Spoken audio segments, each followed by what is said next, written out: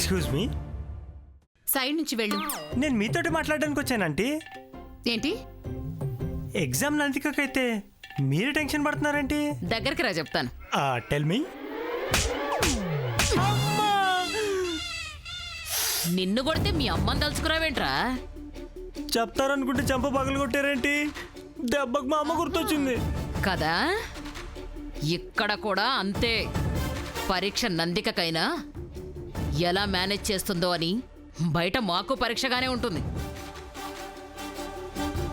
మా బాధ దాని బాధ కదా, దాని బాధ మా బాధ కదా. ఎవరు బాధనో కానీ నన్నైతే బాధకండి. అదిగో మీ బేబీ వస్తుంది చూడండి.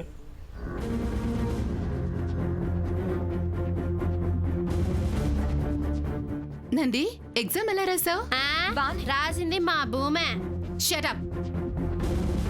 బేబీ బ్రెయిన్ కి పని పెడితే నీ ఫ్రెండ్ చెయ్యికి పని పెట్టింది. నందిక చెప్పేదే కదా తను రాసింది. అన్ని ప్రశ్నలకి సమాధానాలు బాగానే వచ్చాయి కదమ్మా. బానే రాయించాను గ్రాని, కానీ కొన్ని క్వశ్చన్స్ కి నేను చెప్పినవి రాయకుండా ఇదే సొంతంగా రాసేసింది. ఏ భూమి, నా మనవరాలు ఫెయిల్ అవ్వాలనే అలా రాసావు కదా. నిన్ను ఆగండి ఆగండి.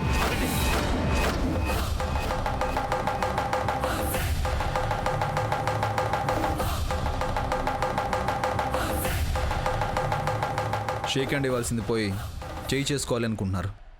ఇది ఇష్టం వచ్చినట్టు రాసిందంట విరాట్ బాబు. పొంతన లేని పిచ్చి సమాధానాలు రాస్తే నష్టపోయేది నందికే కదా. టాప్ ర్యాంకర్ అవ్వకూడదనే అలా రాసుంటుంది. మీరు చిరాకు పడడం అయిపోతే నేను మాట్లాడతాను. వీళ్ళకెంత చెప్పినా అర్థం కాదు. వదిలే అన్నయ్య. అసలు ఏం చెప్పారని చెప్పకుండా వెళ్ళిపోతే మాత్రం ఊరుకోను.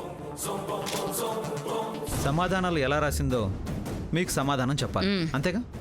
చూడండి, నందికి రాయలేకపోతున్నందువల్ల ఎగ్జామ్ రాయడానికి భూమి ఒప్పుకుంది. సబ్స్టిట్యూట్గా రాయడానికి ఒప్పుకున్న వాళ్ళు ఎలాంటి ఐడియాలు ఇవ్వకూడదు. కానీ నందిక ఫెయిల్ అవ్వకూడదని, మీ పరువు పోకూడదని తను చదువుకున్న ఆన్సర్స్ కాబట్టి ప్రతిఫలం ఆశించకుండా మంచి ఫలితాలే రావాలని రాసింది. అంత బాగా చదివిందా భూమి? రాత్రి నిద్రపోయేటోళ్ళం కాదమ్మగారు. రేపు నందిక పాస్ అయిందంటే నో డౌట్ ఆ క్రెడిట్ మొత్తం భూలక్ష్మిదే.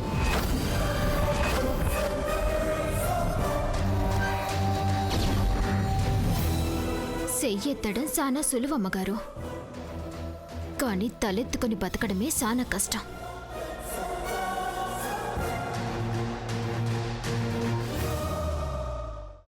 అమ్మా, అలాంటి వాళ్ళది నిజమైన ప్రేమ కాదు, అది వ్యామోహం. ఎగ్జాక్ట్లీ చిన్నత్త. నిజంగా ప్రేమించుకున్న వాళ్ళు అలా చేయరు. ఎంత మనసు విరిగిపోతే కన్న కూతుర్ని పట్టుకొని మా దృష్టిలో చచ్చిపోయా ఉంటుందా తల్లి? అది సరే అమ్మా, తన కూతురుతో తన మాట అనేటప్పుడు ఆమె మాటల్లో వ్యథా, కళ్ళల్లో బాధ గమనించావమ్మా? పెద్దబాబుకు బర్త్డే విషెస్ చెప్పు కూడా వెళ్ళాం కదా. ఊరికే ఎలా కాలిపోతుంది? మంట పెడితేనో పడితేనో తగలబడుతుంది.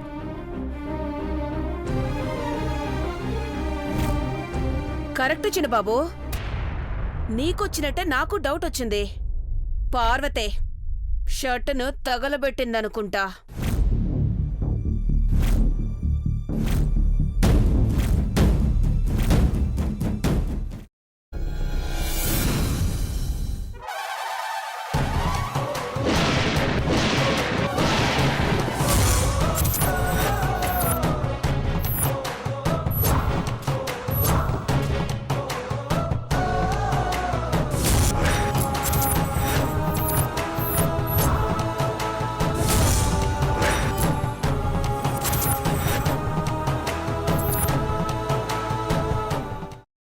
కున్న తర్వాత పొట్టు తీసేసి చాప్ చేసి పక్కన పెట్టుకోవాలి.